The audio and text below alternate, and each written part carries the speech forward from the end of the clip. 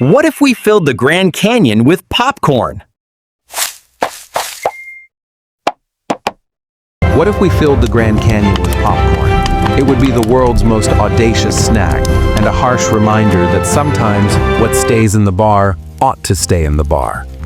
The volume of the Grand Canyon is approximately 5 trillion cubic yards. A popped kernel is 95% air. Still, it would take kernels from a cornfield larger than the state of West Virginia to fill it. Just the popping would need as much energy as a dozen hydrogen bombs. The weight would be catastrophic. Then all this popcorn would put enormous amounts of pressure on the floor of the canyon, and as a result, it smushed those bottom layers into something really hard and heavy, dense, almost brittle. A little like sedimentary rock synthesized from carbonized sugar and salt. Instead of a crunchy snack, you'd have an extremely unstable pastry whose geologic scale topped anything in Grand Canyon. And it would almost certainly crash under its own mass, forming a new canyon consisting of conglomerate popcorn.